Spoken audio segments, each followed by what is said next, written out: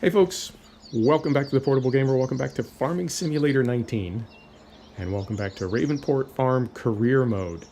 So we'll do a quick tour of our livestock meadow down here, bring you up to speed on a couple things, answer a couple questions for you that you didn't have, and ask a couple questions. Maybe you have an answer for those, because I sure don't. So, as you can see, we did a little housekeeping. I bought these bales, and I rented the Ursus bale collector, and brought them down here. So these are machine stacked. But I got tired of driving back and forth and mixing my food in the parking lot of the implement store. We're a good customer, but you know, we're not that good a customer. Come on, man. So I brought this stuff down here, and this is where I will stack bales when we begin making them, if we begin making them. If we do. I also, this is not machine stacked. I did this myself and brought all the wool over from the sheep meadow over to here, got it under cover. That just made more sense, it seems, you know. And I took up, oh dear. Well, fantastic. And I took a lot of the tools and implements that we had under this cover. I took them down to the far end of the valley where our farm proper is starting to grow, and just left a few relevant things up here. So I got this little guy. And I've been doing, I got all three of the implements. Well, there's more than three implements, but I got the bale spike, the pallet forks, and the bucket. And I've been using this in the meadow to take care of animals and various other things. It can do everything but haul the water bowser. So, yeah, I moved all the wool that was over here. I moved it over and got it under cover. So, I have a question. This is my first question for you. So you can see our grass right here. This is crop grass that we've planted. And this is meadow grass that is just on the property that we own, right?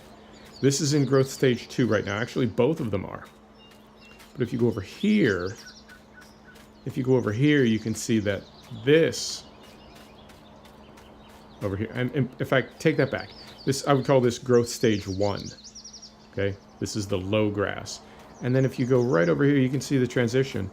Right about here, it becomes like, you know what I'm saying? Giant. So if you look at the map, oh, cool. I even have it queued up clearly. It was on my mind. So if you look at the map, all this area that we own, field 20 and 21, is sort of locked in growth stage 1. And there's a very hard line you can see actually right where we're standing. So even the meadow grass around our farm has not come back to stage 2. It's not just the crop grass that we've planted that is stalled. It seems to be all of it. And then if you even look over here, field 24, 25, and 26, around the headlands where our equipment had to turn and it crushed the grass, this did not come back to stage 2 either. I don't know if that's intentional or if it's bugged out. I can't imagine why it would be intentional. I mean, why would they not want, you know what I'm saying? Why can't our grass grow? Why can't our grass ever be lush? So I've cycled through like 3 days waiting for this to grow, and it never did. So I rented a rake, and then we have our mower right here. I'm gonna mow just a little bit today, but I tried mowing some of the stage 1 grass, and the output is like abysmal. There's really no grass that comes out of the mower when it is stage 1. So we'll see. We'll try to sort that out. So that is one of my questions. One of my answers is we got spotted brown and white dairy cows, as you have in Pennsylvania, black and white, classic dairy cow. But we also got these Brahman cattle. So I was overthinking this. I thought, you know, we've got the ladies, hello ladies, and then we need some fellas, right, to make little baby cows.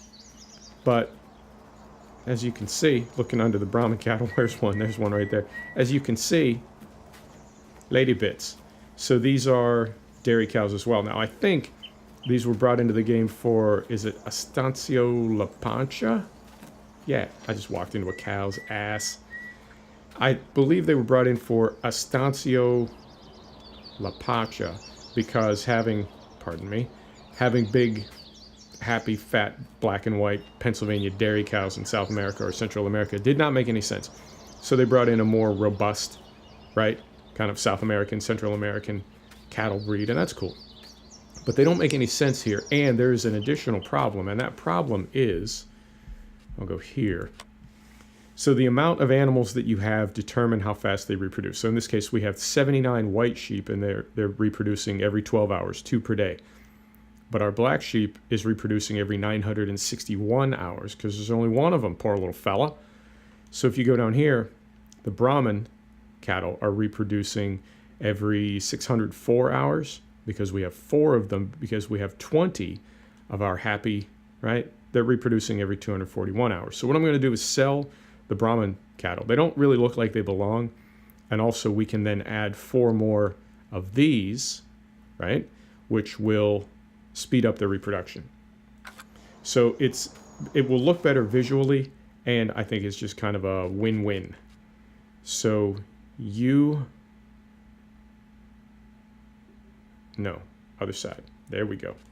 Where are they at? You go, you go, you go, and you go. Confirm that. Okay. And then we want 1, 2, 3, 4. And then confirm that. Okay, so we lost about $2 grand. A little bit more than that for the transport fee. So now we go down here. Yep, and once it cycles through, that will reduce the reproduction time. So we're good to go there. Something else that I can point out while we're in this menu, if you look over at the food area, I could be wrong about this, and if I am, then I've been a dope for all of 17 and part of 15. But I was under the impression that you needed all 3 of these columns full to keep your productivity up. And I think perhaps it used to be that way. But as it stands now, it draws hierarchically. So it's going to draw all the TMR, and that's going to keep us at 100%. And then when this is empty, or if it's empty, it goes to the hay and silage, which will take us to 75% until this is empty. And then it will go to grass, and that's only 25% effective. So I was adamant about planting grass before we put the meadow down, just in case the meadow draws from whatever it's placed over, right? The animals essentially feed themselves. And then I added hay and silage to top that off. Neither one of these, the hay and silage and the grass, neither one of them have budged. Okay, because it's drawing from the TMR that I keep adding. So in the future, I don't ever need to put hay and silage or grass in here. I can just go to TMR. Although I may put a little hay and silage in as just kind of a backup in case the TMR ever did run down to 0. But for now, it's not even messing with these 2. It's only drawing from the top row, as far as I know. So that's something else that I've learned. What else have I learned? This is the vehicle. Completely different. This is the vehicle maintenance panel. And this is also something, this may have been there all along, and I just didn't see it, but as you can see, our drill is at 17%, and you can actually sort by, is it there? Yeah, no, I want to sort. Why are you not sorting? Or is it? There it is. So you can sort by what needs the most work, and our drill will need to be worked on before we use it again. Now, if this was in 17 or 15 and I just didn't see it, then that's on me. As far as I knew, only self-propelled vehicles, only things with an engine needed to be maintained. So I think this might be new, but we will take care of our drill first, and then we need to take care of our subsoiler before we do anything else. And this is weird too. Our header is at 50%. Now, we did do a couple big contract jobs with it, and I feel like those may age the equipment a little bit differently, accelerate a little bit, perhaps because they pay so well. So I want to check one other thing, and that is what kind of horsepower is required for this mower, and it is 90 horsepower, so we're golden. So I'm going to do a little quick mowing, and I'm preparing myself to be disappointed because, like I said, the output on that stage 1 grass is just, it's the row that you get is so minimal, you almost can't even see it, right? Like, you really get nothing in terms of grass. So I'm curious, you know what I mean? I don't know. I don't know if that is maybe it has something to do with the start from scratch difficulty. Maybe it's, you know what I'm saying? it just doesn't make sense to me. But a lot of things about this game don't. And if the grass grows slowly on property that you own, I cycled through 4 days, 5 days. I don't think it grows that slowly. But if the grass grows slowly to somehow be, accurate or more difficult, then consider my mind to be blown, because so much about this game is just sandbox, easy peasy, and that they would make like selective features. Oh, terrain. That they would make selective features like suddenly realistic or difficult or something. I don't get it. All right, so check this out. Once we get off the hill here,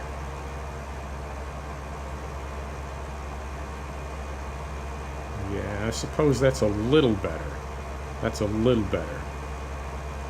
All right, I'll allow it.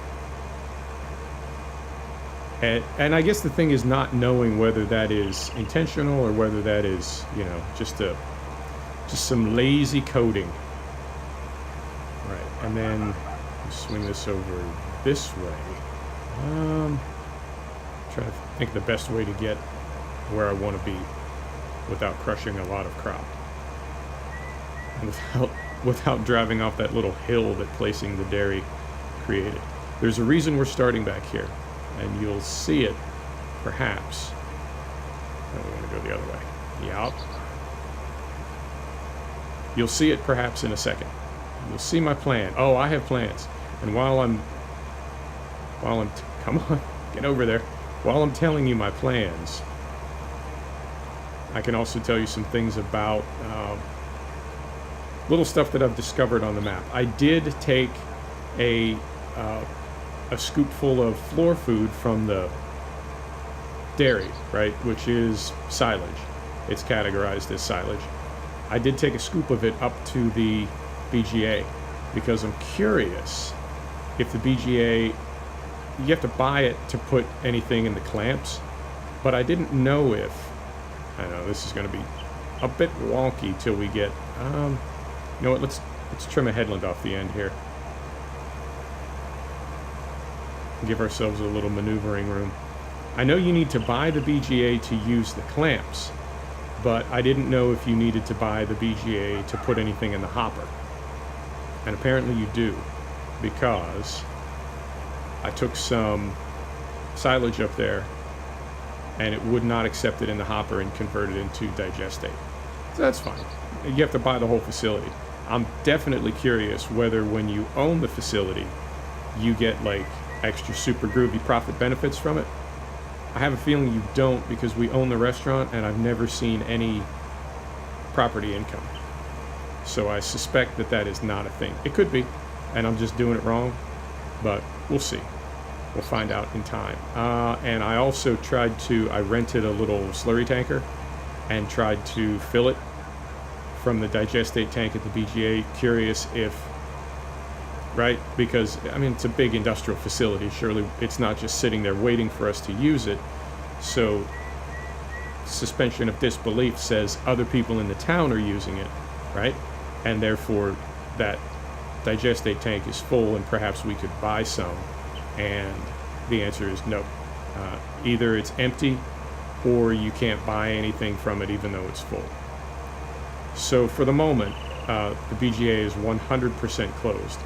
And I also, did we not, oh my goodness, did we not drop it? I'm just gonna loop around here. I don't feel like trying to back this thing up. Moment, please. So that was something. I also took the mower. I started another map because if I was wrong, I didn't want to make a mess everywhere. But turns out I was right. And you cannot mow the bushes, right? You can't bush hog the bushes and trim them down. I took this mower out and I drove back and forth all over bushes and did everything I could to try to smash the bushes to create some type of entrance to our little farm. And I'm not able to do that. So I guess that's just not a thing. Our farm doesn't really have an entrance. You just drive in the bushes. I don't know, man. I don't know. it is what it is. More and more people that I talk to about this game, they're like, yeah, it's fine. It is what it is. But it was obviously rushed. It was obviously not tested, and I'm okay with it. It's our farm sim. We'll make the most of it. But Giants, I got my eye on you. You're not fooling anybody. You're not fooling anybody. Right, I'm trying to get into some kind of a flow here. You know what I'm saying? Get a little smoothness going, and I'm just really fighting with this mower. We can't afford the butterfly mower yet, but we'll get it in time. And I think we don't need to do a whole lot of rows here. A whole lot of Rosie? Huh?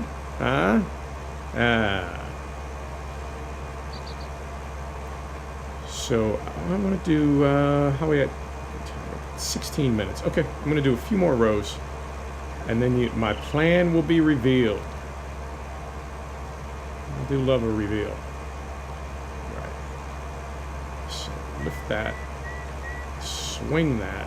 I can't really get in there because of that hill, so we'll just back up one more time. I think, no, we need to do a few more. We need to do a few more.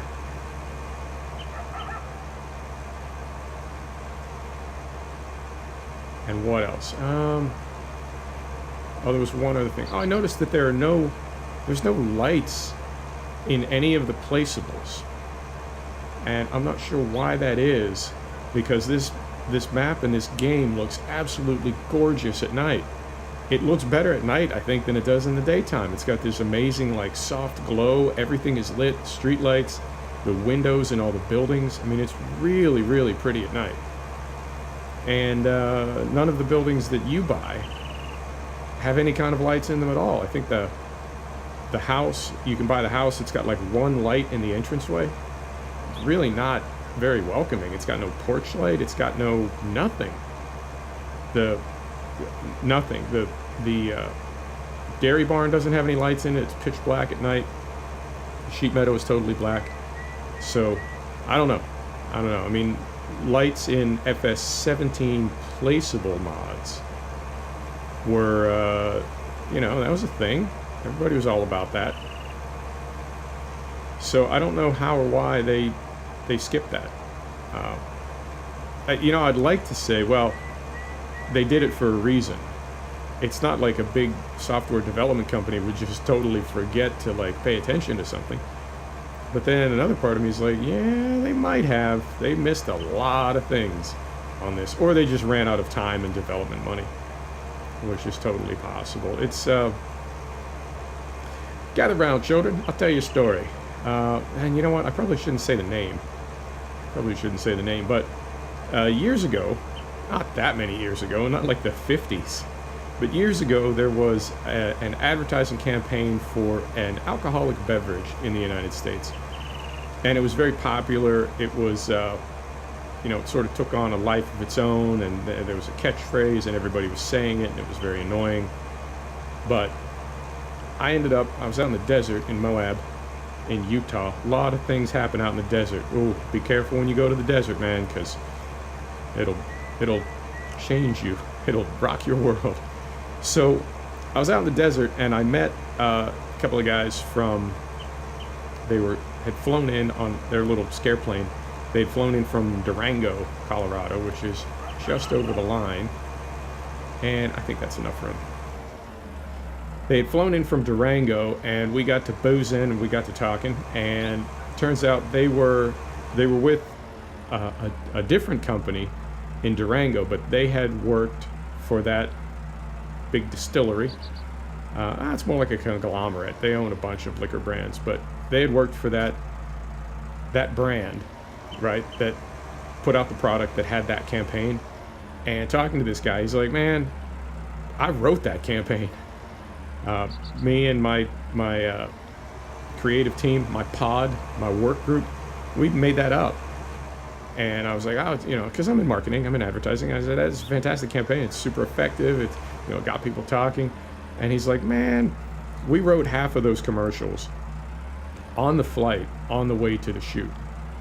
Like, we had no idea what it was going to be about. There was no storyboarding. There was no focus group. There was no nothing. We would just scribble some notes on a plane. And then when we got there, the actors, the talent, the voice talent, everybody was just like so super good at what they did. We could just give them some notes, you know, give them some scribbled notes, and they would just run with it. And they brought those characters alive. And what's always struck me about that is you see a product, you see a consumer product, and you just assume as a citizen that it's like this big, significant, like burly, robust development program. And having been involved in business at various levels, I can tell you it's amazing to see like how grassroots a lot of the things that we think are really we think that they're really like structured and awesome, and you know, and you see it with the hood up, you know, you see the inner workings of some of these projects, and it's like, holy smokes, you guys are idiots. How are you not setting yourselves on fire? You are barely conscious. So when we see the finished product for something like Farm Sim, when you think about, you know, Focus Entertainment or Giants or various other things, you think, oh yeah, those guys are, you know, they do the that, and it's like we're just conditioned maybe not to think that it's just, you know, a bunch of clowns.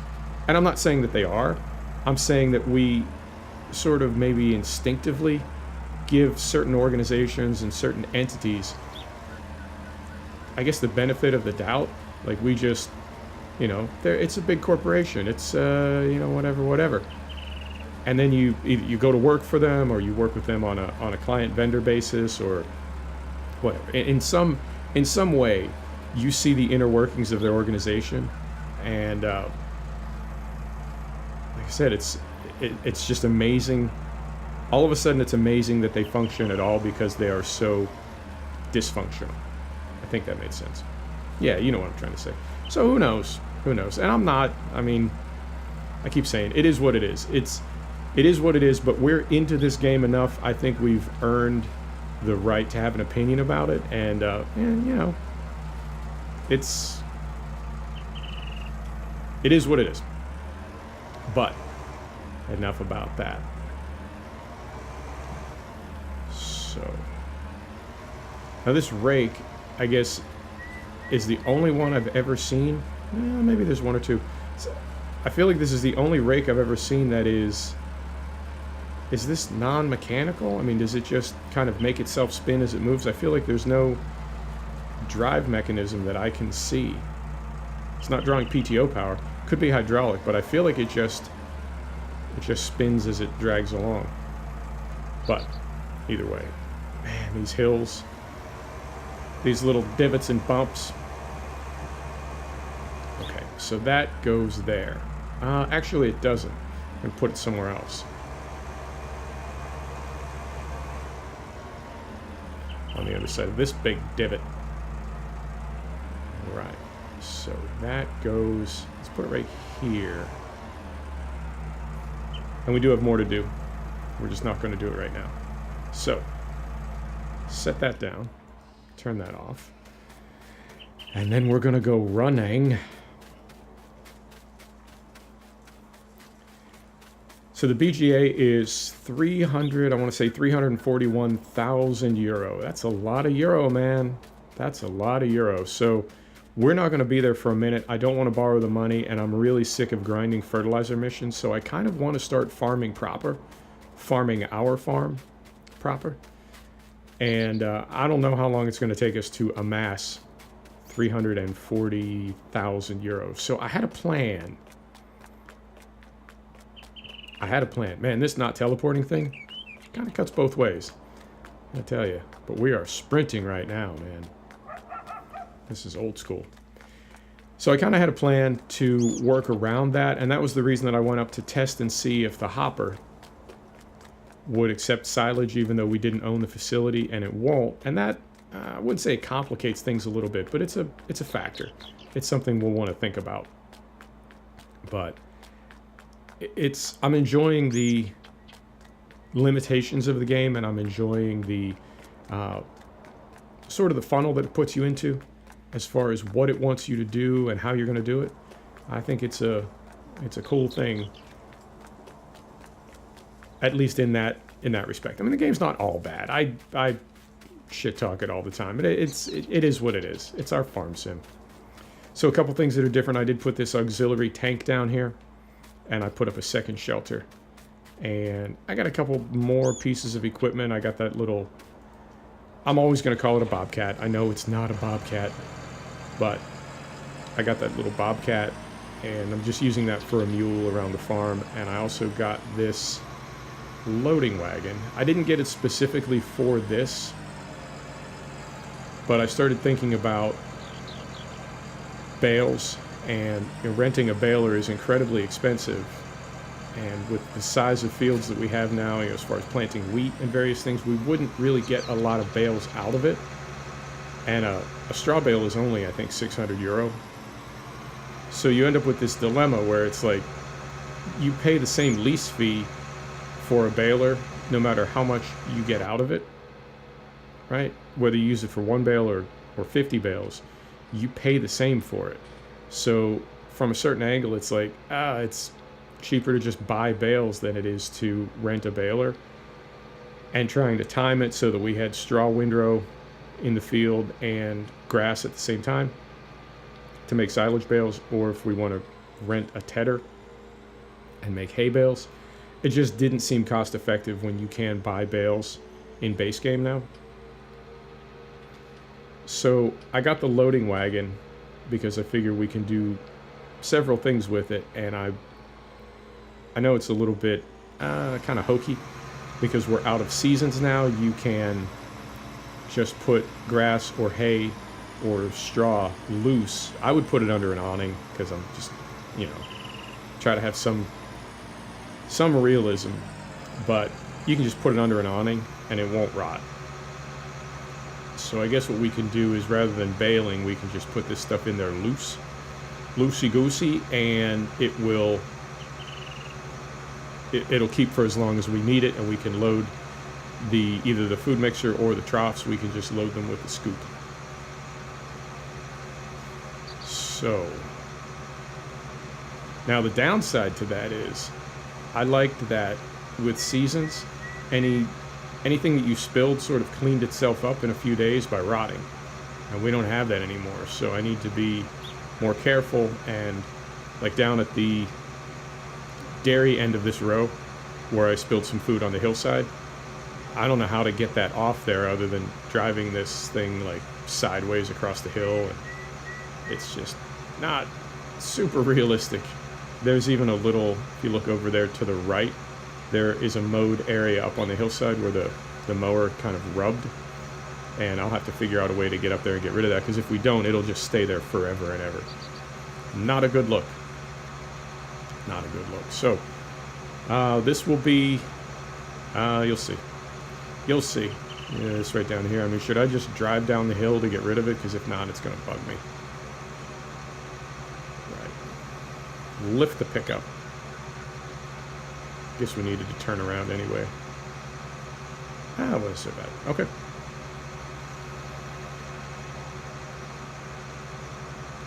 So we go down here.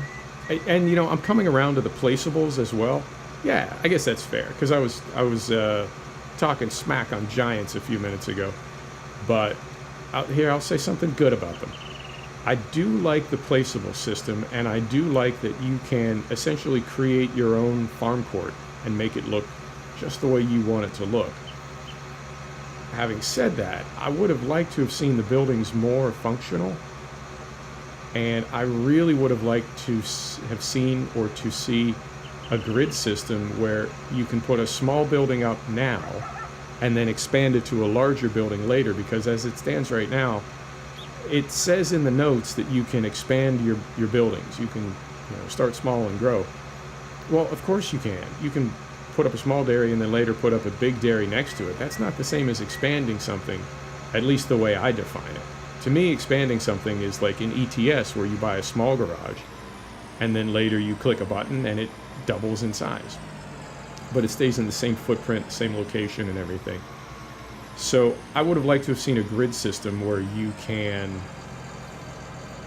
grow the buildings that are on the map rather than selling them, destroying them and putting up something else. Right, you know what we're going to do. And I think the medium is going to be the best one. Right. This makes perfect sense, does it not? I mean, we've got grass right here. And I think, is it this? Yeah, that's as high as it can go. You can't really get a good... No. No. You can't really get a good angle. Yeah, see on the left side, how it's like clipping down into the hillside? I'm worried that we're going to end up with another situation. But if we go like this, then I'm worried about the right end of it. Unless we go further out here and back a little bit. Back there. Yeah, I think this might be not so good, but we're going to risk it. Yeah, that's as low as it'll go. And yeah, I guess we do want to be out to the right a little bit so that trucks entering and exiting on the left side. Yeah. Okay. You ready? We're going to do it. You mean I don't have enough money? Oh, game. Okay. Moment, please. This is the one I wanted the whole time. I didn't even like that other one. And I think this will work too. So now it's too low again, so we lift it up a little bit. Yeah, I'm not... I think this might be hokey when it's placed. That's not too bad. Not too bad. Okay. So yeah, that's my solution. This way we don't have to make silage bales. That's not terrible. That's not terrible.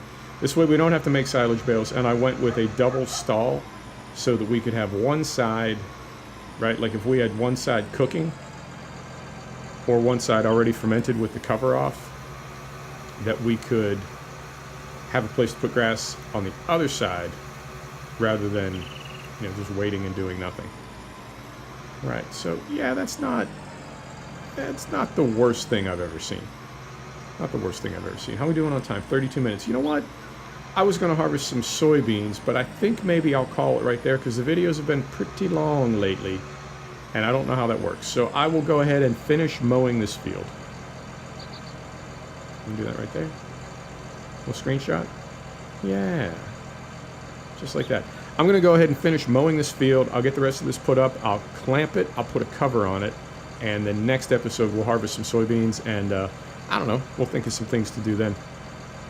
Folks, thanks for stopping back to check out the Portable Gamer. Thanks for joining us for another episode of Farming Simulator 19 from Ravenport Farm.